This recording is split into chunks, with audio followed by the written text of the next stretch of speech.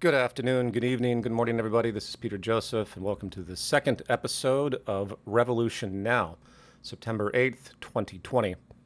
I'm coming to you from my apartment in Los Angeles, California, sweating quite a bit due to the massive heat wave that's currently hitting us, while record-breaking fires are ravaging, I believe, around 2 million acres of forest at this time. And while statistical evidence of phenomenon related to climate destabilization as a result of the emissions of greenhouse gases coming from hydrocarbons and animal agriculture have been talked about for probably almost 100 years, particularly with respect to hydrocarbons, the ignorant skepticism and disbelief out there on the part of more conservative-minded people, coupled with a complete and utter failure on the part of the global establishment, however you want to define that, goes to show that the social psychology that has manifested from the structure of our society, from an economy that simply has no vocabulary to conserve, from an economy that simply has no idea what true efficiency means in a technical sense, it goes to show that whatever we think we're doing in terms of problem solving is not working. And the reason is highly sociological, which is why I speak of the social psychology emanating from the social structure. We have experienced generations and generations of this market-driven psychology, a culture that's based on propertied value and ownership, a culture that is competitive and acquisitive and seeks to gain more and more, hence expand, hence economic growth, which of course is associated to the cyclical consumption required to keep labor for income going. If you're not familiar with that basis of our economy, it's very simple. You have consumers, you have producers, and you have laborers. In the modern day, there's far more overlap between these three things, but the system is still the same. The producer needs demand to hire people, to pay them a wage, to give them purchasing power so they can become consumers, to spend back into the system, perpetuating or increasing demand so the company can keep gaining income to keep the cycle going. That is the positive feedback loop of the entire market system. That is the foundation. And it's like the gas pedal on a car. The more people buy and consume, the faster the car goes. Yay, everyone's employed, everyone has woo. And the more people stop buying, the gas slows and the brake is put on, and you have depression, recession, and so on. So what does that mean in terms of system function? It means there's no incentive to slow this car down. It's just going to want to go faster and faster until it flies right off the cliff, which is exactly what we're doing. So back to my point about culture. We have been living generationally in this system, and we've watched our parents behave in it, and we've basically molded ourselves around the system requirements to keep our economy going. So it should be no surprise out there, folks, that between all the pacts and protocols and treaties and accords, very little progress has been made. Because in order to achieve balance or homeostasis between humanity and its habitat, you have to look for the structures and system relationships that perpetuate the detrimental behaviors of industry. And unfortunately, the market system of economics incentivizes all forms of labor and resource exploitation, coupled with a fundamental growth ethic, coupled with the labor for income system once again. And when you put this entire system together, you see it has zero capacity to deal with something that requires degrowth, that requires a conservative ethic. Sustainability, efficiency, and conservation are the enemies of market economics. And since, once again, the social psychology develops a culture that's loyal to how it is fed, people become agents of the system, and they're just not willing to reconcile what's really required, to the detriment of what will end up being many tens of millions of deaths as a result, as the future unfolds in the short term.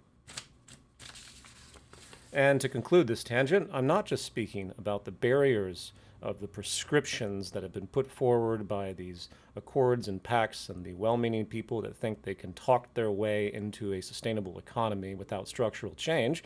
I'm also talking about the activist community.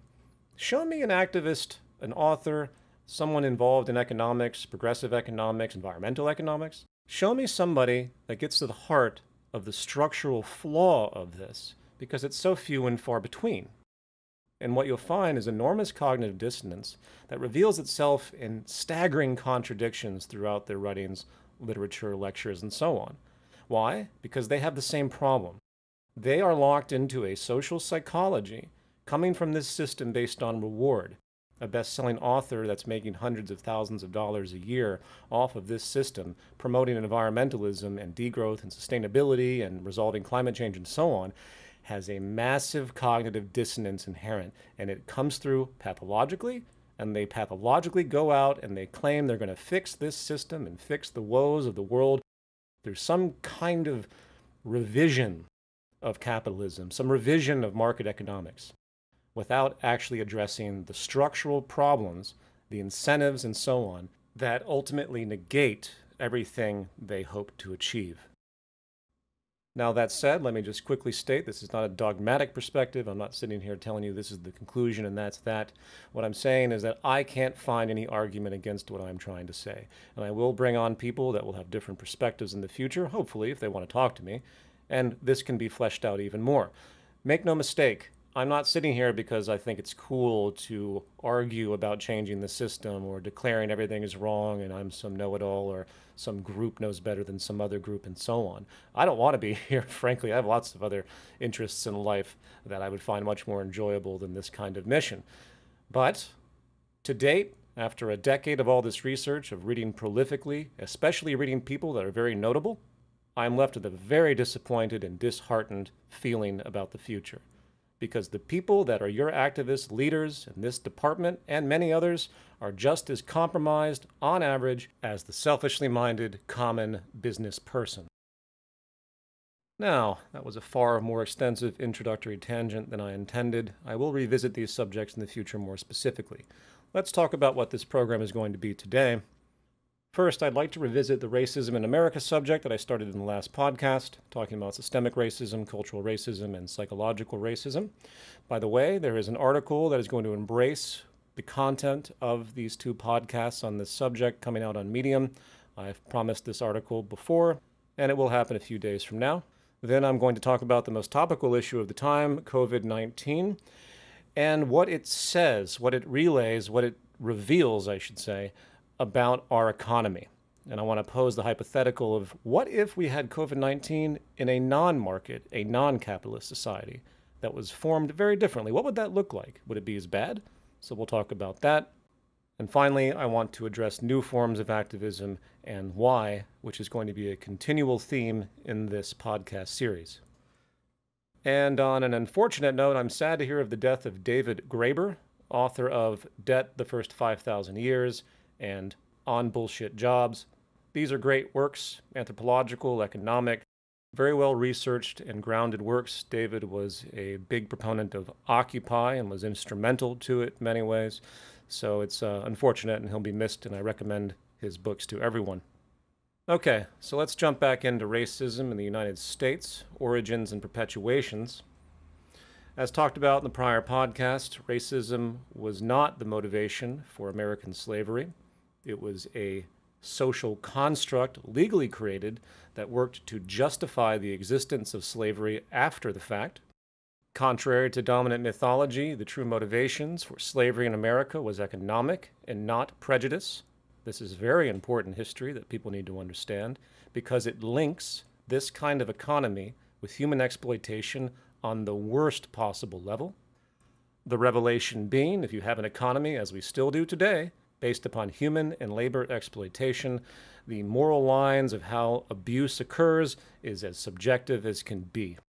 We also talked about how the post-slavery period pitted poor black people against poor white people, basically creating the dynamic that carries to this day of xenophobia and foreign fear, something you see replete in the Trump administration, even in the 21st century in America. This goes to show just how powerful and how ingrained this kind of group versus group mentality is, and how accentuated and amplified it is by our current economic system. And as long as you have a system based on scarcity-oriented competitive economics, pitting worker versus worker, group versus group, manifesting a mathematical inevitability of large-range socioeconomic inequality with great concentrations of wealth on one side and highly in-debt, oppressed workers on the other, you're never going to see racism resolve on the systemic level, on the cultural level, or the psychological level. In fact, all signs point to all of those factors getting worse as time moves forward, given current economic trajectories. Now, let's step back a bit. Since the dawn of Black Lives Matter, which is a continuation of the American civil rights movement, a movement, by the way, that has been dealing with police brutality and a ridiculously punitive American justice system slanted to harm blacks and minorities disproportionately. This term, systemic racism, has finally made it into the public conversation, even though the misunderstanding of it is quite grand, especially with the fact that you have lots of people that simply don't even believe it exists. Why? Because they don't understand it. And as an aside, I'd like to point out that we do have cognitive inhibitions when it comes to thinking about things systemically. Our brains are not wired to do that. We are wired to be reductionist, to be categorical. We can't see the systemic relationships, hence the point of science and the method of science, and basically a scientific worldview, in fact, which leads to system science, because all nature is systems, and hence you have to have an understanding of system science in order to understand systemic racism and pretty much any other kind of integrative synergistic phenomenon, which is everything. In 1967, a book was published called Black Power: The Politics of Liberation by Charles V. Hamilton and Stokely Carmichael. Some may be familiar with the name Stokely Carmichael. He's a very notable figure in the American civil rights movement. And in this text, a very important concept was introduced, that of institutional racism. The book states, and I quote, "Racism is both overt and covert. It takes two closely related forms, individual whites acting against individual blacks, and in the operation of established and respected forces in the society that receives far less public condemnation than the first. This is not to say that every single American consciously oppresses black people. He does not need to. Institutional racism has been maintained deliberately by the power structure and through indifference, inertia, and a lack of courage on the part of white masses as well as petty officials," unquote. Carmichael continues, open quote, "When white terrorists bomb a black church and kill 5 black children, that is an act of individual racism, widely deplored by most segments of the society. While in the same city, Birmingham, Alabama, 500 black babies die each year because of the lack of proper food, shelter, and medical facilities, and thousands more are destroyed and maimed physically, emotionally, and intellectually because of conditions of poverty and discrimination in the black community. That is a function of institutional racism," unquote. Now, as far as I'm concerned, institutional racism pretty much is systemic racism. Carmichael's definition employs kind of a vague combination of intent versus lack of intent, where outcomes can occur because of long-range systemic phenomena such as poverty, or institutions that are fundamentally bigoted and consciously so, such as, say, banks. Someone goes in for a loan, they get denied. The process of denial won't look overtly racist, but behind the scenes the decisions were racist, hence institutional racism. It's kind of a facade. But the more profound realization here, which is what I'm getting at, is systemic racism is ultimately about racist ends without racist intents. It's about a confluence of factors that have been set in motion that continually, systemically oppress a group of people without any agents out there that happen to be associated to this outcome having actual racist intent. I hope that makes sense. Racist outcomes without racist intent. And with that in mind, I'd like to now go through 4 factors that I talk about in my book, The New Human Rights Movement, that I think most contribute to this web of systemic racism we see today. Those factors are 1, historical, 2, economic, 3, legal, and 4, cultural, with the most important, of course, being economic. So let's quickly address each one of these, but keep in mind this is a synergy. Economic, historical, cultural, legal, all of this is a synergy bundled up into one nasty, culminated system of oppression. As far as the historical, we've already talked about this for the most part.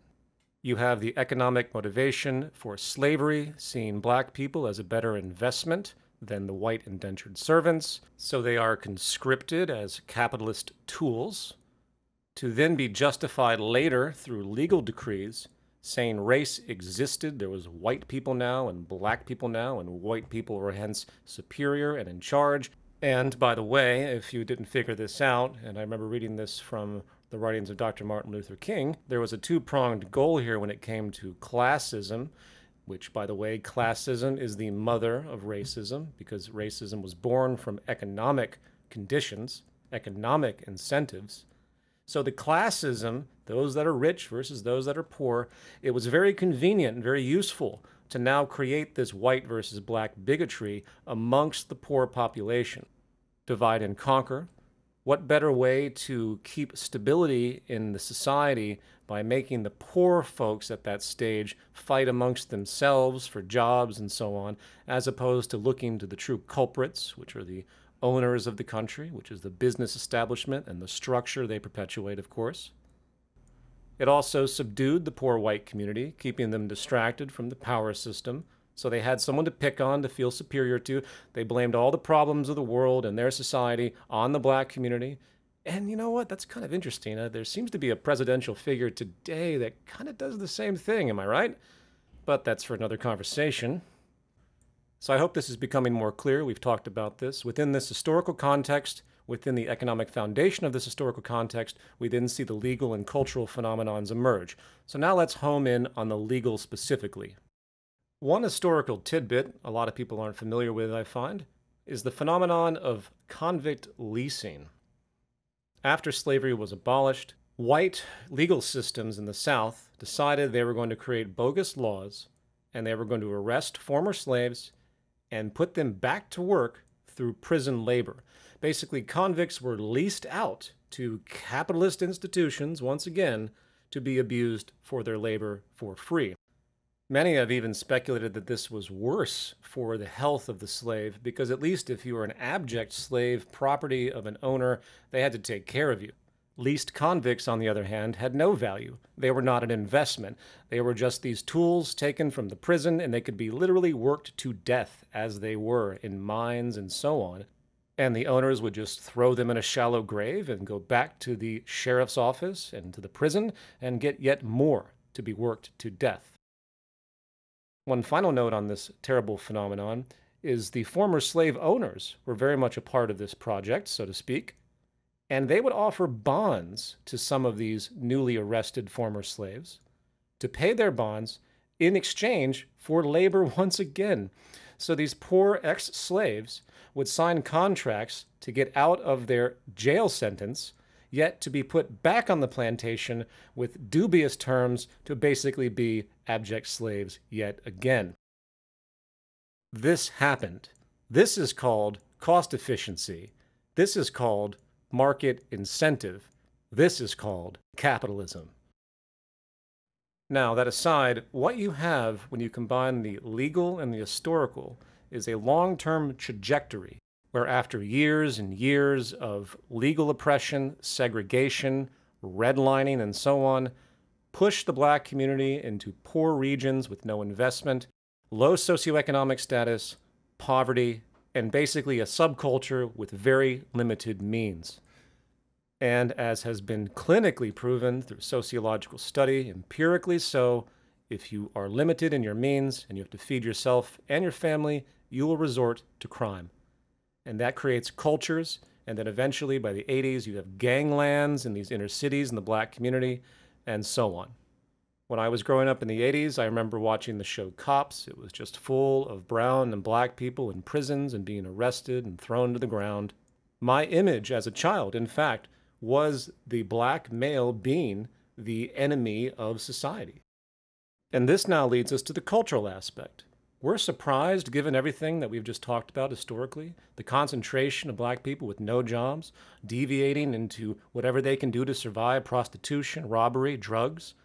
And we're surprised when a white cop who probably has a bunch of black friends gets involved in a tense situation and just can't help but impulsively kill somebody.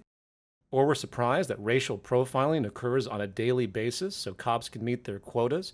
It's not because they consciously think, I'm going to go after black people. It's because it's been so ingrained that the black community is a hub of crime and violence because of the deprivation for so long that they don't know how to think otherwise. It's what they've experienced, it's what they've learned, and they act upon that pathologically so. So in many ways, what's happened is you have a legal system that's morphed from direct racial oppression to indirect by targeting the outcomes of historical and present socioeconomic inequality and deprivation rather than a group directly in the sense of direct racism. And then you add in the news media, compounding this image of the criminal black community, especially in the 80s and 90s, of the crack epidemic and the war on drugs. And suddenly families watching TV in their home get this repeated image of the evil black male, particularly, but also disparaging views of the entire black society. So I hope this is beginning to sink in. Today, if you want to conquer this problem, there's 3 things that need to be done.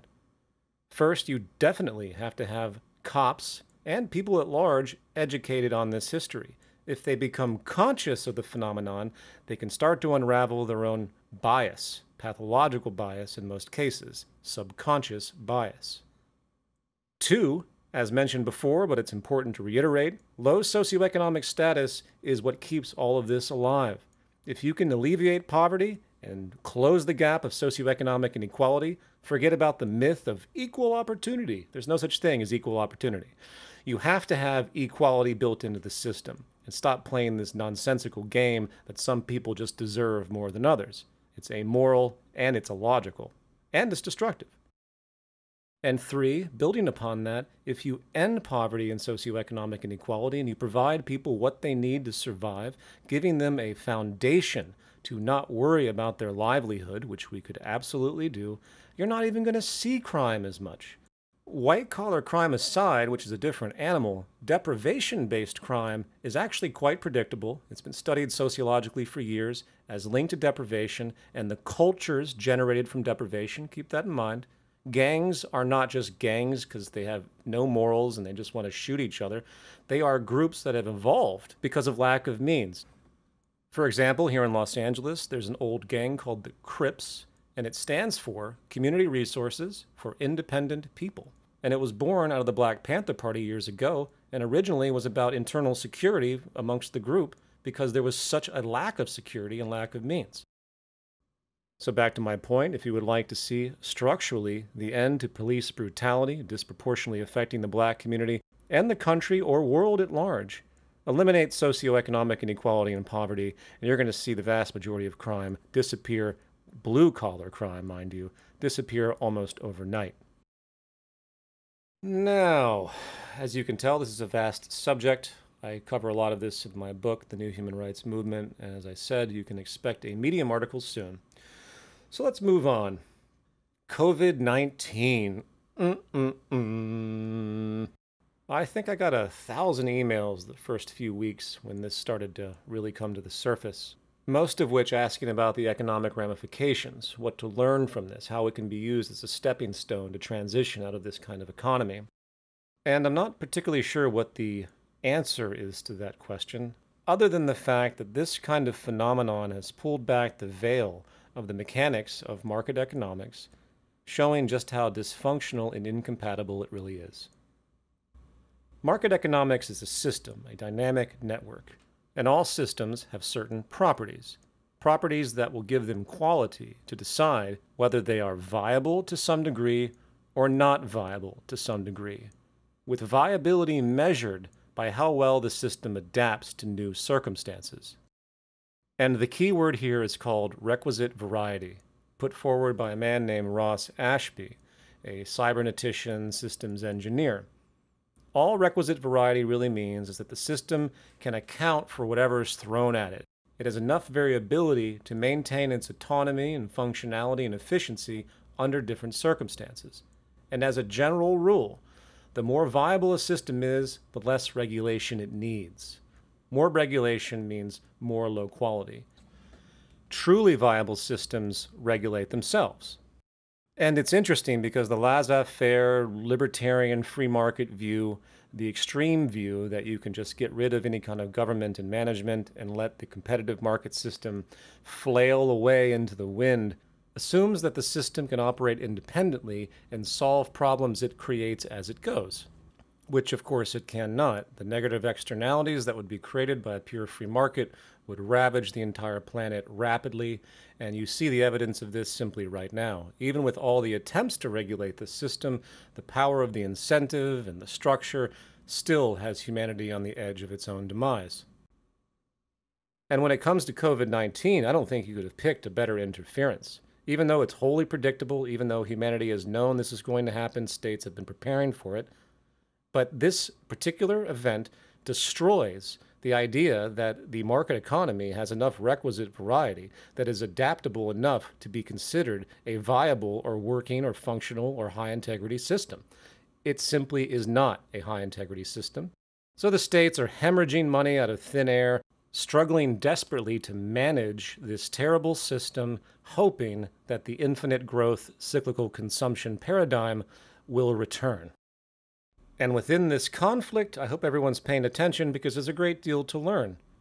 One particular aspect that I find very revealing is that even with a 30% drop in GDP in the United States, the functionality of society is still fine. The necessities of life are still there. The resources and industries are still there. We saw a dramatic reduction in pollution, which, in the wake of runaway climate change, should make us stop and pause. Maybe we can live differently. Maybe it's more intelligent to live minimalistically. But, of course, this kind of economic model won't tolerate that. It can't function that way. So this all begs the question, what kind of economy could adapt to this kind of problem? Or, put in technical terms, what kind of economy would have requisite variety to absorb and account for the new features of the social condition? Well, I think everyone knows what I'm going to say here. It wouldn't be a market economy. It would not be an economy where labor is linked to income. It would not be a growth economy, which of course is insane anyway. Nothing in nature does that. Everything in an ecosystem, everything that achieves homeostatic balance is steady state, and it wavers within that steady state. So I think you get the point here. All the suffering and chaos and imbalance, the unemployment, the crime that has risen in multiple cities because of this, the social unrest, which has been going on relentlessly here in the States specifically, but still all around the world, this is not the result of COVID-19.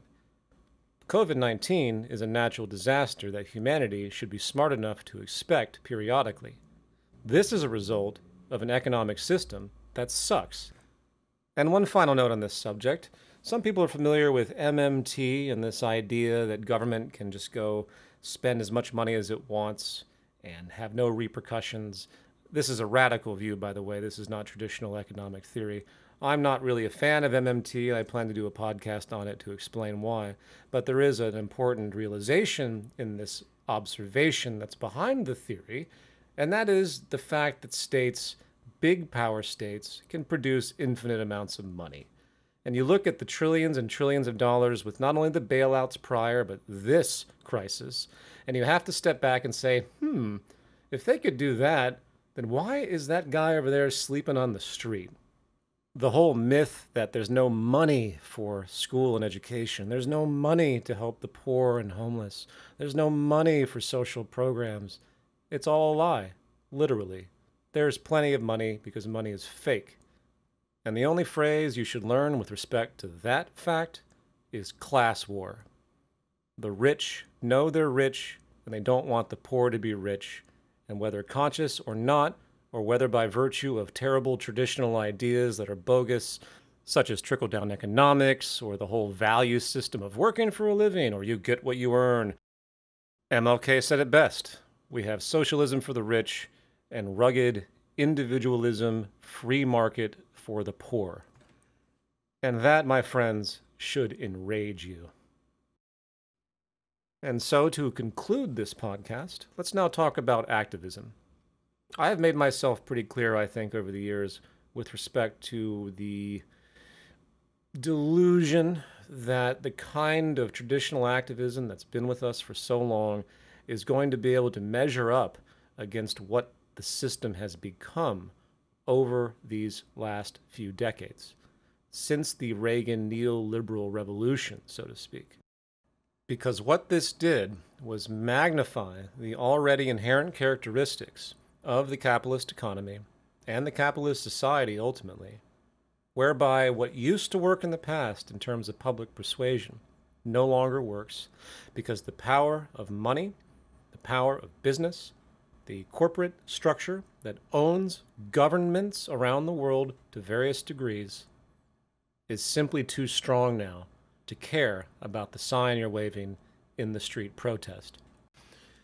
Years ago, as a well-read but naive soul, I came into this world of social theory, economics, and activism with a general view that you can educate people, logic will prevail, and you can galvanize community. And you can have a peaceful democratic revolution on the local and ultimately global scale. Part of this theory is that the periodic crises inherent to this kind of social architecture, as we've just seen with COVID-19, will educate people, will motivate people, incentivize them to see the truth, and hence realize the need for something new. But there are two fundamental problems here. First, society will never fully collapse.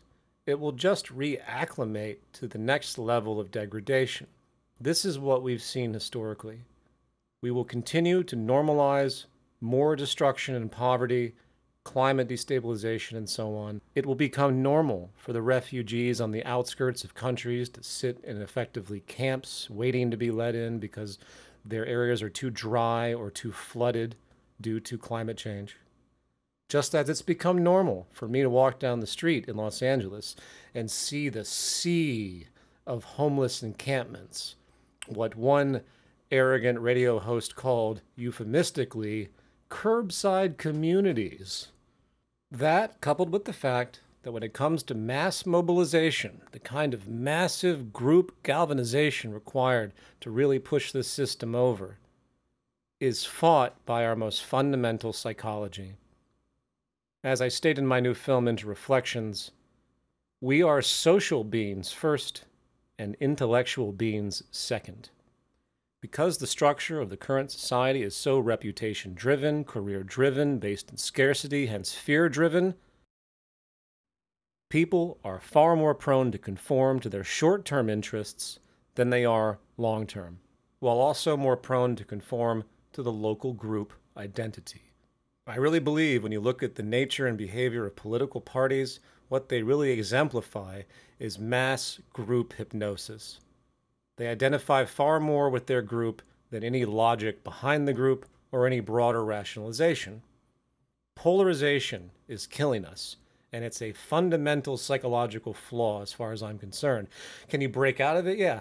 It would take a lot of introspection and a lot of education. I'm not saying anything is impossible, but it's improbable that you're going to see mass galvanization on this planet given everything is moving in the wrong direction at this time. So what does that leave us with? Well, first, humanity is going to have to accept the punishment for what it's done to a fair degree. In other words, the climate destabilization and general pollution crisis, it's going unabated. In fact, I'm sure you've noticed that under the COVID-19 hood, all environmental protections in the United States, virtually all, and many Western societies included, longing for their economic growth, have been removed or reduced. And because that feature is so integral to this kind of economy, you can't really expect this society to be overthrown fast enough to make a dent in the ecological crisis in this critical stage. The only solution right now is the hope that engineers will come together and try to problem solve this with a direct technological solution. For example, as has already been talked about, building technology that can actually pull greenhouse gases out of the atmosphere. As far as I'm concerned, as sad as it is, that's the best you can hope for, because the kind of revolution required to overthrow the economic system in time before the really bad detriments unfold is just not in the cards, and I think you can understand why. Couple that patchwork technology with the hope that we finally make it over to some kind of renewable energy infrastructure, then you might get some balance resumed. All of this is to say that the kind of revolution required to tackle that structural issue is way distant. That stated, and coming back to the idea of a new activist framework, my conclusion at this point is you need to get people off the grid in a very deep way, where your participation in this society is not in the traditional commons. It's not through the corporate establishment. It's not utilizing the given system. Rather, a new society is created. A parallel internal society is created. You know, people have always talked about trying to go get land or influence a leader. But you know what? With the advancement of technology, we can do some pretty miraculous things within the current architecture. And the potential for this to not only help people that are currently suffering, but also set a brand new example that people can see in action, to see the values and practices, to see the technological integration, to see the efficiency. I think it would be very effective if done properly. So I apologize to be vague on the issue for now, but it's a very detailed subject that you're going to hear a whole lot more about. I appreciate everybody listening. And program note, there is a Reddit now connected to the main podcast site, which is revolutionnow.live, revolutionnow.live, and I'm sure it's going to be in the descriptions of this podcast. And then you can see the subreddit linked there in the menu. If you'd like to contribute, ask questions, if you want me to talk to somebody or address a certain issue, just put it up there. All right, folks, really appreciate it. Everybody stay safe out there. Take care.